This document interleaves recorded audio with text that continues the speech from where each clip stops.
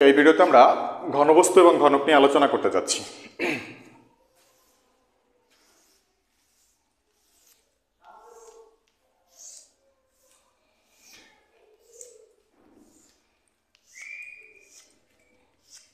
ওকে,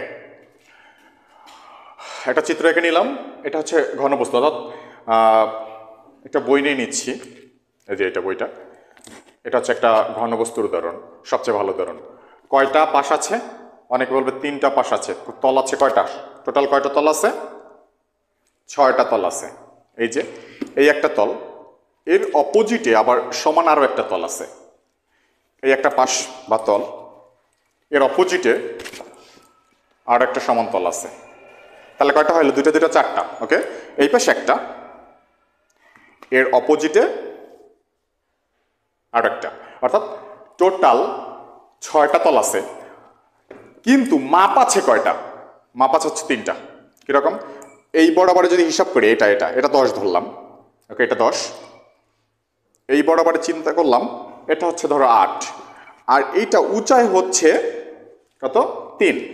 10, 8 আর 3। এখন আমরা যে দিক থেকে চিন্তা করি, যদি এদিক থেকে চিন্তা করি, এটা 10, এটাও কিন্তু 10, তার মানে একটা মাপ পাইছি। আর একটা হচ্ছে কত? এটা 8।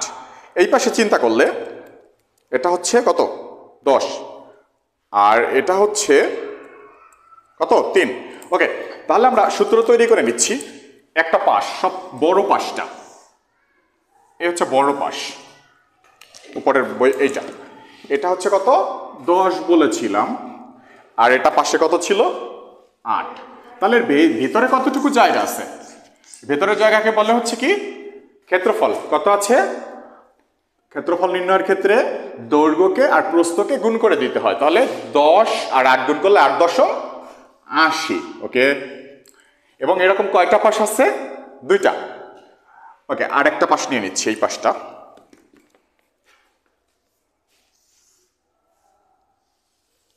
লম্বায় কত ছিল? এটা 10, পাশে 3।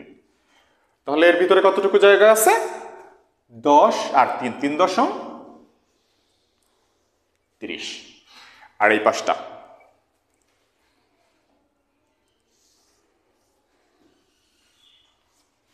কত? লম্বায় কত? 8, পাশে কত? 3। তাহলে কত হচ্ছে? 3×8 = 24। তাহলে টোটাল এই পাশে 80, এই পাশে 80, 80 কত? 160, 160 প্লাস 30, এটা অপোজিটে 30, 30, 60। ওকে, এরপরে 24, এটা হচ্ছে 24, এই পাশে 24, অর্থাৎ 24, 24, 48, অর্থাৎ এখানে লিখলাম 48। তাহলে টোটাল কত হচ্ছে? 220 আর হচ্ছে 40, 260, 68, 268। এখন এটাকে আমরা সূত্রে পরিণত করব। এই মাপটা ভুলে যাই আমরা, এটা 10 বলবো না, এটাকে এ বলতেছি। এটা হচ্ছে এ, জানি না, আমরা জানি না। ওকে, এটা হচ্ছে বি। তাহলে যেটা, এটাও এ, আর এটা যেটা আরেকটা ছিল ডিফারেন্ট ছোটটা, সেটাকে বলবো আমরা সি। এটা কি ছিল? বি ছিল। এটা কি ছিল? সি। তাহলে এই অংশের ক্ষেত্রফল যখন 10 আর 8 ছিল, 8কে আর 10কে গুণ করে আমরা 8×80 পেয়েছিলাম। তবে এই সময়ে 8 আর 10 নেই, এ আর বি আছে। তাহলে গুণ করলে কত পাচ্ছি আমরা? এ বি পাচ্ছি। ওকে, আবার এটা এ আর এটা সি গুণ করে আমরা কত পাচ্ছি? যেহেতু দুইটা চলক, কোনো সংখ্যা, কোনো মান নেই এখানে, তাহলে দুইটাকে পাশাপাশি লিখে দিতে হবে, এ সি। আর এইটা বি আর সি গুণ করে হবে বিসি। তাহলে এটা ছিল আমার 80, এটা ছিল 60, এটা ছিল 24। তাহলে এরকম কয়টা? 60, 80 না লিখে আমরা কি লিখতেছি? এ বি প্লাস,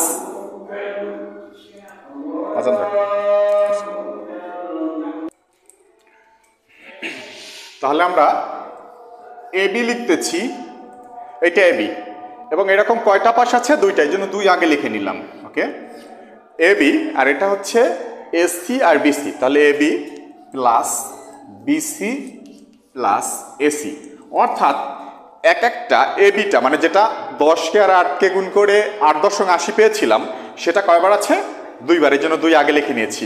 বিসি যেটা 8 আর 3 গুণ করে 3 8 24 পেয়েছিলাম সেটা হচ্ছে 2বার, এই জন্য 2 আগে লিখে নিয়েছি। এবং শেষে যেটা এসি, এসিটা হচ্ছে 10 ছিল আর 3 3.30 2বার ছিল, এই জন্য আমরা কি লিখে নিয়েছিলাম? 2 লিখে নিয়েছি। এখন এখানে আমরা 160 60 48 এই টোটাল ক্যালকুলেশন করে আমরা 268 পেয়েছিলাম। এখানে এই ফর্মুলা, এই সূত্রে যদি এ বি সি এর মান বসিয়ে দেই, এ মানে হচ্ছে সবচেয়ে বড় বাহু 10, বি মানে হচ্ছে দ্বিতীয়টা 8 এবং সি মানে হচ্ছে তার চেয়ে ছোটটা, এই তিনটা মানকে বসিয়ে দেই 268 পাবো আমরা। ওকে, দেখি একটু। 2 ইন্টু এ বি, এ কত 10 ইন্টু বি কত 8 প্লাস বি, বি কত 8 প্লাস সি কত 3 প্লাস এ কত 10 সি কত 3। ওকে, তাহলে আমরা যদি লিখি 2 ইন্টু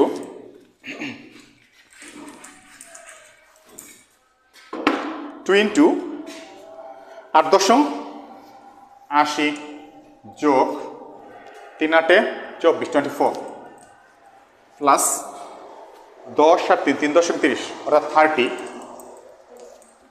এরপরে এই 2 লিখে নিলাম, তার সাথে গুণ করে দিলাম, এখানে কোনো চিহ্ন নেই মানে কি হবে? গুণ হবে।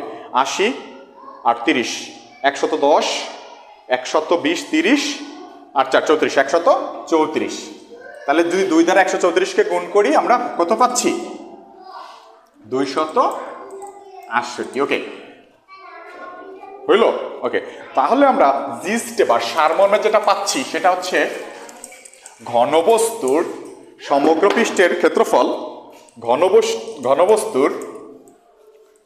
ঘনবস্তুর পৃষ্ঠতলের ক্ষেত্রফল